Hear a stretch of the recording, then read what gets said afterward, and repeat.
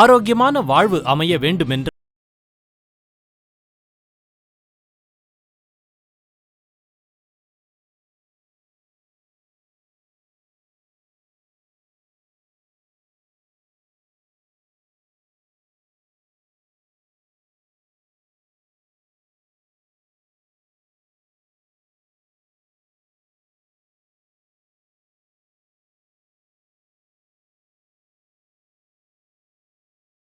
போம்.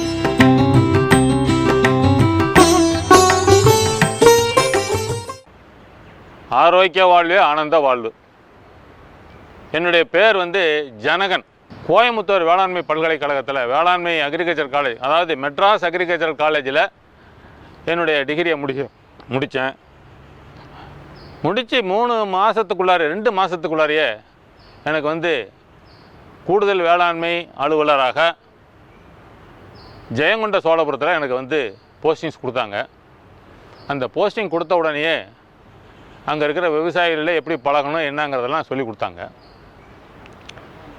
நாங்கள் வேலைக்கு வரும்போது தான் இந்த பசுமை புரட்சியினுடைய 2வது பாகம் 1965 பசுமை புரட்சி ஆரம்பித்தது. உணவு உற்பத்தி அதிகமாகிட்டு இருந்தது.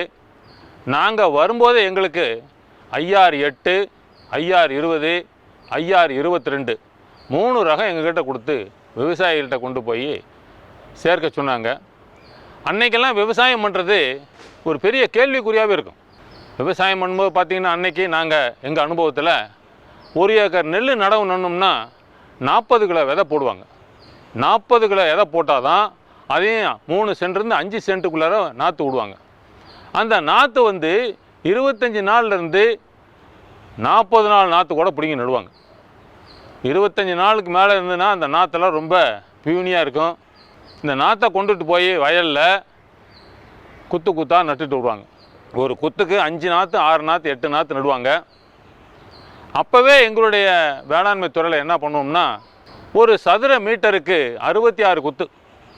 அது எப்படி கணக்கு பண்ணுன்னா, ஒரு சைக்கிள் டயரை போட்டு 22 குத்து அதுக்குள்ளே நடுற மாதிரி நட சொல்லுவாங்க. அதே நெருக்கி நடுறது தான். ஒவ்வொரு குத்துக்கும் 8 பயிர் 7 பயிர் 10 பயிர் வைப்பாங்க. பொன்னின்னா 15 பயிர் விடுவாங்க. பொன்னிக்கு கொஞ்சம் அகலமாக நடணும். சைக்கிள் டயருக்குள்ளார 17 குத்து, ஒரு சதுர மீட்டரில் 50 நடணும். இப்படியெல்லாம் போட்டு வளர்த்து இந்த பயிர் வளரும் போது பார்த்திங்கனாக்கா விவசாயத்தில் அடி உரம் மேல் உரம் இது 2ஐயும் பிரித்து போடணும் அப்படிங்கிறதெல்லாம் சொல்லிக் கொடுப்போம். அடி உரமாக தலைமணி சாம்பல் சத்து 20-20-20 அப்படிங்கிற அளவில் அதுக்கு என்னென்ன உரம் போடணுமோ அந்த உரத்தை DAP போடலாம், 17-17 காம்ப்ளெக்ஸ் போடலாம், அல்லது பொட்டாஷு, சூப்பர் பாஸ்பேட்டு, யூரியா இதெல்லாம் கலந்து போட சொல்லலாம். மேலுரம் போடும்போது யூரியாவை 2 தடவை பிரித்து போட சொல்லுவாங்க. முதல் தடவை தூர் கட்டும் சமயத்தில் ஒரு 10 கிலோவும், சிம்பு வெடிச்சதுக்கப்புறம் பூ பூக்கும்போது ஒரு மேலுரமாக போட சொல்லுவாங்க. அதெல்லாம் போட சொல்லுவோம். அன்றைக்கி இருந்த ஒரு சூழ்நிலையில் விவசாயிகள் எங்களுக்கு என்ன சொல்லி கொடுத்துருக்காங்கன்னா, நெல்லாக இருந்தாலும் சரி, எந்த பயிராக இருந்தாலும் சரி, என்ன பூச்சி தாக்குதல் தாக்கும், என்ன நோய் தாக்குதல் தாக்கும், இலைப்பேன், பச்சை தத்துப்பூச்சி, வெள்ளை தத்துப்பூச்சி, குருத்துப்பூச்சி. நெல்லில் குருத்துப்பூச்சி தான் அதிகமான அளவில் தாக்குதல் தெரியும். இந்த குருத்துப்பூச்சி வந்ததுன்னா நீங்கள் என்ன பயிர் நடவடிக்கை எடுக்கணும் அப்படின்னு சொல்லும்போது, அப்போல்லாம் நாங்கள் இருக்கும்போது ஃபாலிடால் இருந்தது, என்ட்ரின் இருந்தது. இந்த ஃபாலிடாலை கொண்டு போய் விவசாயிகள் தெளிக்கும் போது அந்த வயலில் இருக்கிற அவ்வளவு ஜீவராசிகளும் செத்து போகும். தவளை, பல்லி, பாம்பு, அது இது எல்லாமே செத்து போயிடும். உடனே விவசாயிகள் என்ன சொன்னாங்கன்னா, அருமையான கெமிக்கல் கொடுத்துருக்குறீங்க, அதனால் இந்த ஃபாலிடால் நல்லா இருக்குது அப்படின்னு சொல்லிக்கிட்டு இருந்த நேரம்லாம் போக, ஒரு ஸ்டேஜில் இந்த ஃபாலிடால் அதிகமான விஷத்தன்மை கொண்டது, அதனால் இதை நம்ம உபயோகப்படுத்தக்கூடாதுன்னு சொல்லி தடை பண்ணி விட்டார்கள். எங்களுடைய அனுபவத்தில் கடலை பயிர் அந்த பக்கம் போட்டுக்கிட்டு இருக்கும்போது ஆயிரக்கணக்கான ஏக்கர் கடலை போடுவாங்க.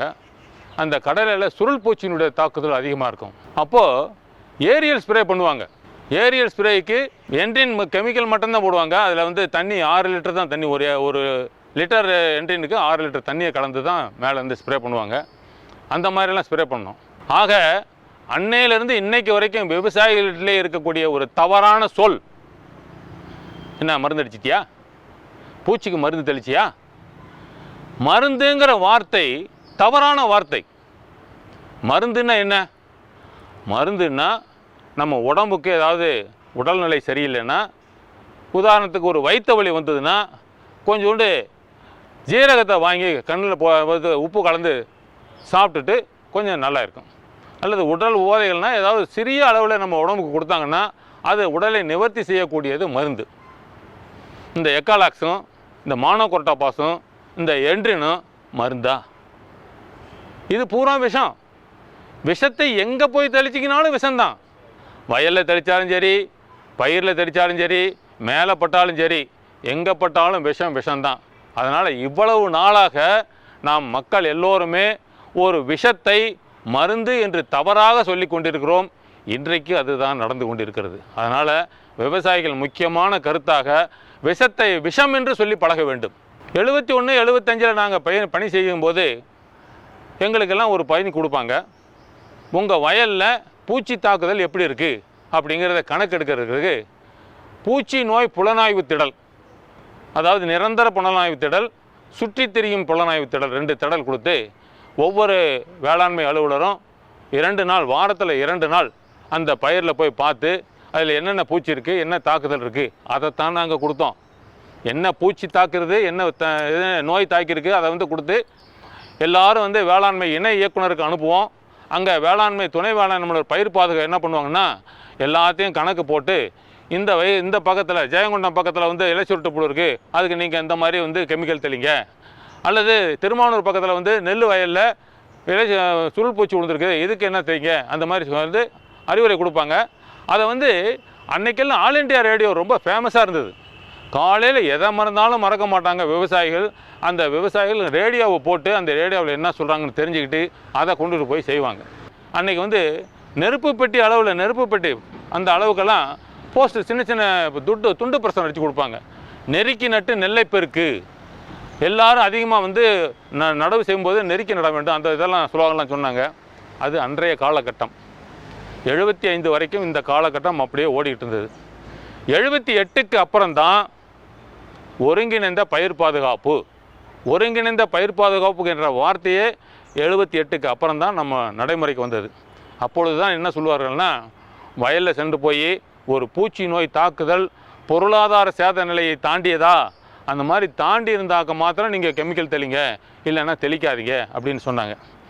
அன்றைக்கி இருந்த காலகட்டத்தில் நாங்கள்லாம் பணியாற்றும் போது கே பரமத்தி வட்டாரத்தில் பணியாற்றும் போது என்ட்ரின் வேளாண்மை அலுவலர்கள்லாம் சந்தையிலேயே கொண்டு போய் விற்றோம். விவசாயிகிட்ட கூப்பிடுறது, நீங்கள் கொண்டு போய் இந்த என்ட்ரின் அடிங்க, இதை தெளிங்க, இதை தெளிங்கன்னு. அந்த மாதிரி தான் அன்றைக்கி இருந்த நிலைமை இருந்தது. ஆனால் அந்த நிலைமையெல்லாம் மாறி 78க்கு அப்புறம் ஒருங்கிணைந்த பயிர் பாதுகாப்பு என்ற வார்த்தை வந்ததுக்கப்புறம் தான் நெல் வயல் அல்லது எந்த வயலாக இருந்தாலும் சரி, பூச்சிகள் மட்டும் அந்த வயல் இருக்கிறதில்ல, அந்த பூச்சிகளோடு அந்த பூச்சிகளையே உணவாக உண்டு வாழக்கூடிய நன்மை செய்யக்கூடிய பூச்சிகளும் இருக்குது அப்படிங்கிற ஒரு கருத்து வந்தது. 1987 எங்களுக்கு IPM பயிற்சி கொடுத்தாங்க. ஆடுதுறை ஆராய்ச்சி நிலையத்தில் எங்களுக்கு 11 நாள் உலக உணவு ஆராய்ச்சி கழகம், ஃபுட் அண்ட் அக்ரிகல்ச்சர் ஆர்கனைசேஷன் மூலமாக எங்களுக்கு ஒரு 30 பேருக்கு 11 நாள் பயிற்சி கொடுத்தாங்க. அந்த பயிற்சியில் டாக்டர் கென்மோர் அப்படிங்கிறவர் தான் எங்களுக்கு பயிற்சி கொடுத்தாரு. அந்த பயிற்சியில் தான் நாங்கள்லாம் தடமடியாக வயலுக்குள்ளே இறங்கி அந்த வயலில் என்னென்ன பூச்சிகள் இருக்குது, என்ன நோய்கள் இருக்குது எல்லாத்தையும் கணக்கு பார்த்துட்டு அதை கணக்கெடுக்க கூடிய பணி அன்றைக்கி தான் செஞ்சுருக்கோம். அது வரைக்கும் செஞ்சுருக்கோம். அப்போது எங்களுக்கு என்ன சொல்லி கொடுத்தாங்கன்னா, பயிரை தாக்கக்கூடிய குருத்து பூச்சி, இலை சுருட்டு புழு, இந்த இதெல்லாம் இருக்கும்போது அந்த பூச்சிகளையே உணவாக உண்டு வாழக்கூடிய நன்மை செய்யக்கூடிய பூச்சிகள், சிலந்தி, பொறிவண்டு, தட்டான், இந்த பூச்சிகள்லாம் இருக்குது அப்படிங்கிற வார்த்தையை அந்த நேரத்தில் சொல்லி கொடுத்தாங்க. அதை தான் நாங்கள் எடுத்து அப்புறம் செஞ்சுக்கிட்டு இருந்தோம். தஞ்சாவூர் பகுதியில் மழை காலம் வந்துருச்சுனாக்கா புகையானுடைய தாக்குதல் மிக அதிகமாக இருக்கும். 1000 ஏக்கர், 500 ஏக்கர், 50 ஏக்கர், 100 ஏக்கர் எல்லாமே புகையான் கட்டுப்படும். அந்த புகையான் தாக்குதல் இருக்கக்கூடிய இடத்த போய் பார்த்தீங்கன்னாக்கா அந்த புகையான் தாக்கப்பட்ட வயல் அப்படியே ரவுண்ட் ரவுண்டாக போய் அதில் மகசூலே இல்லாமல் ஒன்றுமே இல்லாமல் போயிடும். இந்த நிலைமை சில வருடங்கள் கண்டினியூ ஆச்சு. புகையான் தாக்குதல் ஆனாக உடனே நீங்கள் தண்ணீரை வடிக்க வேண்டும், அந்த தூரெல்லாம் விலக்கி விட வேண்டும், தூரை விலக்கி விட்டு தூர் பாகத்திலே கொண்டு போய் BHC 10% தூவ வேண்டும். இதெல்லாம் அன்றைக்கி எங்களுக்கு கொடுத்த நடை. இன்றைக்கு புகையானே கிடையாது. 1993 முதல் முறையாக சீசன் லாங் ட்ரைனிங்னு சொல்லி ஒரு பருவ பயிற்சி நெல்லுக்கு டிசம்பர் மாதம் 3ஆம் தேதி 1993 சிதம்பரத்தில் கொண்டுட்டு போய் இந்த பயிற்சி எங்களுக்கு ஆரம்பித்தாங்க. 5 மாவட்டத்திலிருந்து 6 விவசாயி 6 உழவர்கள் நம்ம ஏஓஸ் அக்ரிகல்ச்சர் ஆஃபீஸர்ஸ் வந்து திருச்சி, தஞ்சாவூர், விழுப்புரம், கடலூர், செங்கல்பட்டு 30 பேர் 30 ஏஓஸு. அந்த 30 ஏஓஸுக்கும் 5 தொழில்நுட்பம் சொல்லக்கூடிய அலுவலர்கள். நானெல்லாம் ஒரு தொழில்நுட்ப அலுவலராக சென்றேன். அங்கே பெருமையோடு சொல்லிக் கொள்கிறேன், நாங்கள் எல்லோரும் மாஸ்டர் ட்ரெயினர்னா எங்களுக்கு அகில இந்திய அளவிலே அந்த சர்டிஃபிகேட் கொடுத்துருக்குறாங்க.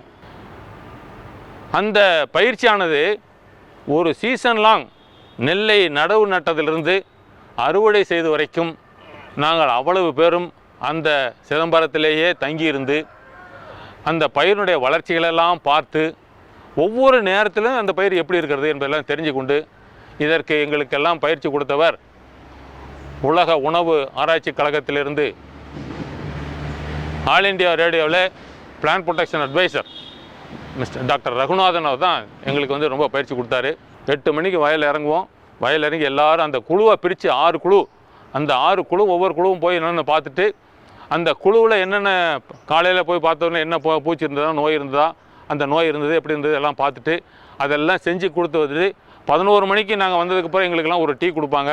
அந்த டீயை குடிச்சிட்டு அந்த வயலில் அந்த 6 குரூப்புமே என்னென்ன நீங்கள் பார்த்தீங்க, என்ன பூச்சியை பார்த்தீங்க, என்ன நோய் பார்த்தீங்க, எந்த பாதிப்பு என்ன பார்த்தீங்க, நன்மை செய்கிற பூச்சி என்ன பார்த்தீங்க, தீமை செய்கிற பூச்சி என்ன பார்த்தீங்க, எல்லாம் கணக்கெடுத்து அதை அந்த 12 மணிக்கு மேலே ஒவ்வொரு குரூப்பும் அவர் என்ன பார்த்தார்கள் என்பதை கொண்டு வெளியே சொல்ல வேண்டும். அந்த மாதிரி சொல்லும்போது அந்த மற்ற குரூப்பில் இருக்கிறவங்களாம் பார்த்துட்டு அவங்களும் கேள்விகள் கேட்பாங்க, இந்த பூச்சி எங்கே இருந்தது, இந்த பூச்சி எங்கே இருந்தது அப்படின்னு. அந்த மாதிரிலாம் கேள்வி கேட்டு அதற்கெல்லாம் பதில் சொல்லி அந்த நடைமுறைப்படுத்துறதுக்கு அப்புறம் தான் நாங்கள் வந்து அன்றைக்கி மத்தியானம் சாப்பாட்டுக்கு போவோம். சாயந்தரமும் எங்களுக்கு வேலை கொடுப்பாங்க. ஆக இது மாதிரி 72 நாள் அந்த சிதம்பரத்தில் படித்த பயிற்சி, அந்த பயிற்சியை நான் என் வாழ்நாளில் என்று மறக்க முடியாது. அவ்வளவு சிரமப்பட்டமான பயிற்சி. இதே போல் பயிற்சியை 94 அருப்புக்கோட்டையிலே பருத்தி பயிருக்கும், 99 நெய்வேலியிலே நிலக்கடலை பயிருக்கும் இதே மாதிரி பயிற்சி கொடுத்தாங்க. நம்முடைய தமிழ்நாட்டிலே கிட்டத்தட்ட 70-80 மாஸ்டர் ட்ரெயினர்ஸ் இருக்கிறார்கள். கண்டிப்பாக சொல்லுவேன், ஒரு மாஸ்டர் ட்ரெயினருடைய மூளை, அவருடைய செயல்பாடுகள் மற்ற அலுவலர்களை விட இவர்கள் கண்டிப்பாக கூட தான் இருக்கும். அந்த விதத்திலே நாங்கள் எல்லாம் கொடுத்து வைத்தவர்கள். 1993 சிதம்பரத்திலே நாங்கள் எல்லாம் பயிற்சி எடுத்து முடிந்ததுக்கு பிறகு அங்கே தான் ஃபார்மர்ஸ் ஃபீல்டு ஸ்கூல், உழவர் வயல்வெளி பள்ளி அப்படிங்கிற கான்செப்ட் அங்கே தான் ஆரம்பிச்சது. விவசாயிகளுக்கு நீங்கள் சொன்னால் மட்டும் பத்தாது, அந்த விவசாயிகளே நீங்கள் கொண்டுட்டு போய் வயலில் இறக்கி அந்த வயலுக்குள்ளே போய் அந்த பூச்சிகளை எப்படி பார்க்க வேண்டும், எந்தெந்த பூச்சி எங்கள் இடத்துல இருக்கிறது, அது பின்னால் அது நன்மை பூச்சியா தீமை பூச்சியா, அந்த இது எல்லாத்தையும் சொல்லி கொடுத்தாதான் அந்த விவசாயிகளுக்கு புரியும் என்பதை கொடுத்து ஐபிஎத்தினுடைய நோக்கத்தை சொன்னார்கள். வளமான பயிரை நலமான சூழலில் வளர்க்க வேண்டும். வளமான பயிரை நலமான சூழலில் வளர்க்க வேண்டும். பயிரை தொடர் கண்காணிப்பில் வைக்க வேண்டும். விவசாயிகளை நிபுணர்களாக்க வேண்டும்.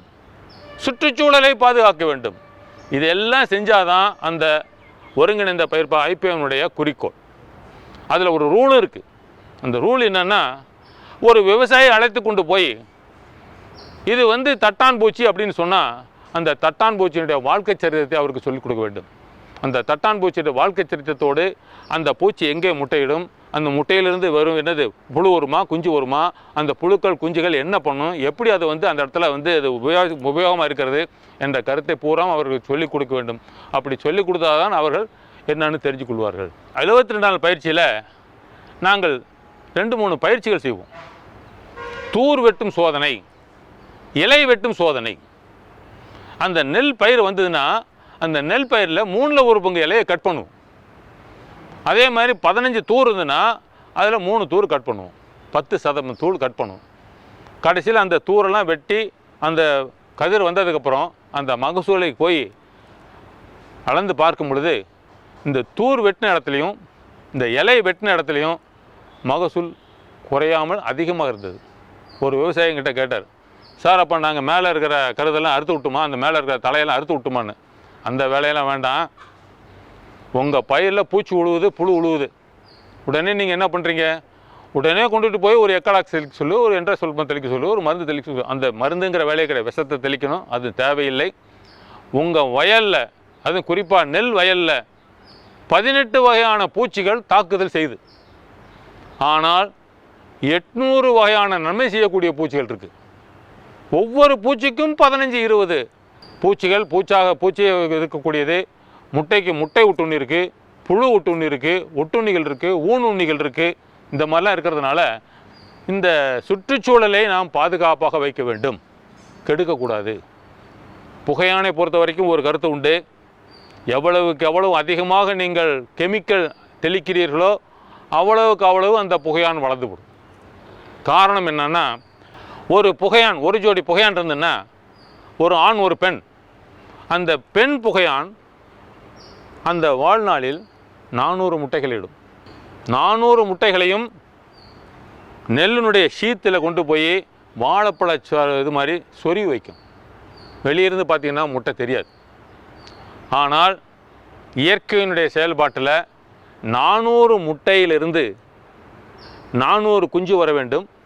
400 குஞ்சில் 200 பெண் 200 ஆண் வர வேண்டும். அதெல்லாம் வளர்ந்ததுக்கு பிற்பாடு 400 வர வேண்டும் என்றால் 4 பூச்சி தான் வரும்.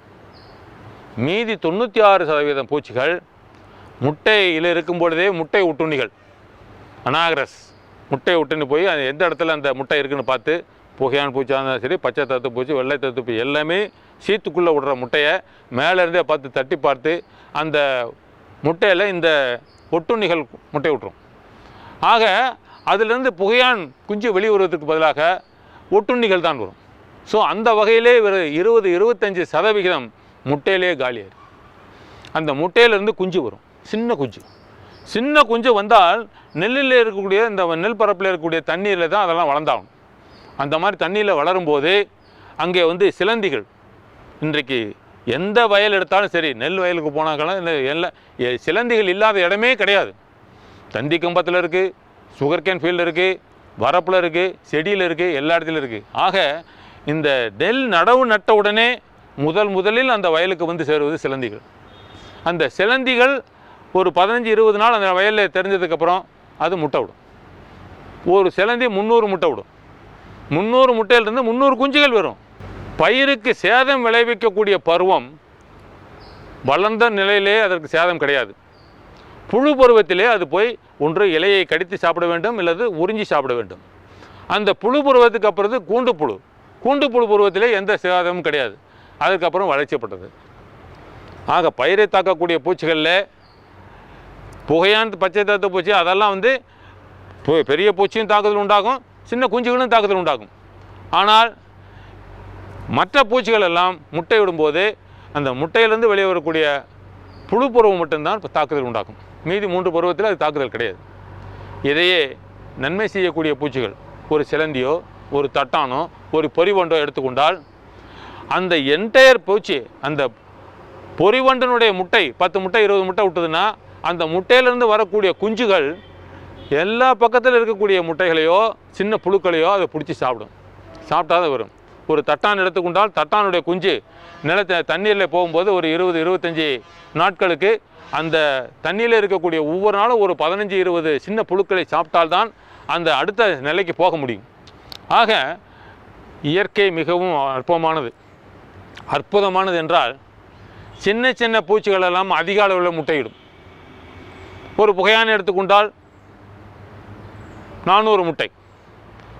உங்களுக்கு தெரியுமா ஒரு கொசு எத்தனை முட்டை விடுகிறது என்று? ஒரு கொசு 800 முட்டை விடும். அந்த 800 முட்டையிலிருந்து 800 குஞ்சுகள் தலைப்பரட்ட வரும்.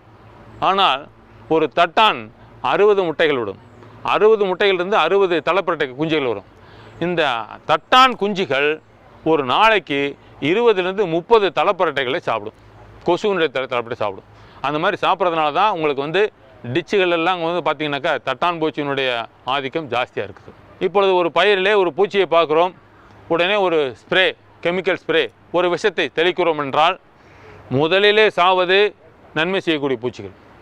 இந்த பூச்சி செத்ததுக்கப்புறம் கீழே இருக்கிற பூச்சி, தீமை செய்யக்கூடிய பூச்சிகள், எதிரிகள் ஆள் இல்லைன்னு பல்கி பெருக ஆரம்பிச்சிடும். இந்த மாதிரி பெருக ஆரம்பிக்கும் போது புகையானுடைய கடந்த காலத்தில் வளர்ச்சியில் 3 முறை 4 முறை பயிர் விஷம் தெளித்ததனால்தான் இந்த புகையான் ஒரு தூருக்கு 20, 30, 40 என்ற அளவில் வந்தது. ஆனால் இன்றைக்கு இந்த ஒருங்கிணைந்த பயிர் பாதுகாப்பு நடைமுறைக்கு வந்ததுக்கு பிற்பாடு நாங்கள் விவசாயிகளுக்கு விஷமில்லாமல் நீங்கள் விவசாயம் செய்ய வேண்டும் என்று 1995 சொல்லிக் கொண்டிருக்கிறோம். எங்களுடைய கோரிக்கையை ஏற்று தமிழக அரசு வேளாண்மை துறை மூலமாக பூஞ்சான கொல்லிகள் விற்பதை தடை செய்துள்ளார்கள். 1995க்கு அப்புறம் வேளாண்மை துறை மூலமாக நாங்கள் பூச்சிக்கொல்லி விற்பனை செய்வது இல்லை. எதாக இருந்தாலும் பிரைவேட்டில் வெளியில் கடைகளில் போய் வாங்கி கொண்டு தெளிக்க வேண்டிய ஒரு அவசியம் பண்ணியாச்சு. அந்த மாதிரி பண்ணதுனால இப்போ விவசாயத்தில் விஷத்தை பயன்படுத்துவது குறைக்க வேண்டும். தேவை இருந்தால் மட்டும் பயன்படுத்துங்கள், இல்லாட்டி தேவையில்லை. அந்த ஒரு கருத்தை எல்லாத்துக்கும் சொல்லிக்கிட்டு இருக்கிறோம். இதை ஏற்று தான் இன்றைக்கு இயற்கை விவசாயம் என்கிற ஒரு நடைமுறையை கொண்டு வந்து எல்லா இடத்துலையுமே பசுமை புரட்சி மூலமாக நீங்கள் மண்ணை கெடுத்துப்பிட்டீங்க, எல்லாத்தையும் எல்லாம் கெட்டு போச்சு, எல்லா உடம்புலையும் விஷம் தேர்ந்து போச்சு அப்படிங்கிற கருத்தெல்லாம் கிடையாது. அன்றைய சூழ்நிலையில் அது உபயோகமாக இருந்தது. இன்றைக்கு நாம் அதிகமான அளவில் இந்த பூச்சி விஷத்தை தெளிக்க வேண்டிய அவசியமில்லை. நன்மை செய்யக்கூடிய பூச்சிகளே உங்களுடைய வயலை பாதுகாத்து கொண்டிருக்கிறது. அதனால் இந்த ஈகோ சிஸ்டத்தை நீங்கள் மாற்றாமல் இருந்தாலே நல்ல முறையில் நாம் விவசாயத்தை செய்யலாம். பூச்சி நோய் தாக்குதல் அதிகமான அளவில் இருக்கிறதுக்கு வாய்ப்பில்லை. அது குறிப்பாக நெல்லை பொறுத்த வரைக்கும் விவசாயிகள் கவலைப்பட வேண்டியது என்னென்னு கேட்டிங்கன்னா 3 தான். ஒன்று கதிர்நாவாய் பூச்சி. கதிர்நாவாய் பூச்சி கதிர் வெளியே வந்ததுக்கப்புறம் கதிர் பூ பால் பிடிக்கும் பொழுதே அந்த கதிர்நாவாய் பூச்சிகள் சேரும். அது அந்த இடத்துல முட்டையை விட்டுட்டு போவோம். கரெக்டாக அந்த முட்டையிலேருந்து குஞ்சு வெளியே வர்றதுக்கும் இந்த பூத்து பால் பிடிக்கிறதுக்கு சரியாக இருக்கும். அந்த நேரத்தில் அந்த கதிர்நாவாய் பூச்சி பாலை உறிஞ்சுறதுனால நம்மளுக்கு மகசூல் இழப்பு ஏற்படும். அந்த இழப்பை நாம் கட்டுப்படுத்துவதற்கு பூத்த உடனே நெல் பூத்த உடனேயே நம்ம ஒரு தடுப்பு நடவடிக்கையாக ஒரு வேப்பங்கொட்டை கரைசல் ஒரு 5% வேப்பங்கொட்டை கரைசல், ஒரு 10 கிலோ வேப்பங்கொட்டையை முதல் நாள் தண்ணியில் ஊற வச்சு நல்லா இடித்து அந்த தண்ணியை எடுத்து அதை கை தெளிப்பான் மூலமாகவோ விசை தெளிப்பான் மூலமாக நம்ம தெளிச்சிட்டோம்னா வயல் பூரா தெளிக்கணும். வயல் பூரா இந்த வேப்பங்கொட்டை சாறை தெளிப்பதால் பூச்சிகள் சாகுமா? கண்டிப்பாக சாவாது. பூச்சிகள் சாவாது. ஆனால் இந்த வேப்பங்கொட்டையுடைய கசப்புக்காக அந்த பூச்சிகள் அந்த இடத்துலேருந்து வெளியில் போயிடும். இது பூச்சி விரட்டி மாதிரி வேலை செய்யுது.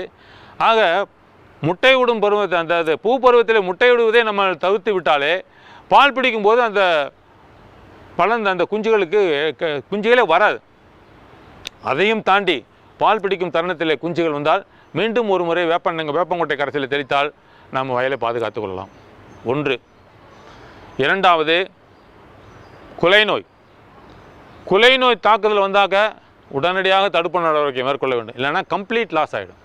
அந்த மாதிரி இருக்கும்போது குலைநோயுடைய அறிகுறி தெரிஞ்ச உடனே அதுக்கு தடுப்பு நடவடிக்கையாக என்ன பரிந்துரை செய்யப்படக்கூடிய கெமிக்கலை நம்ம ஸ்ப்ரே பண்ணி கண்ட்ரோல் பண்ணிக்கலாம்.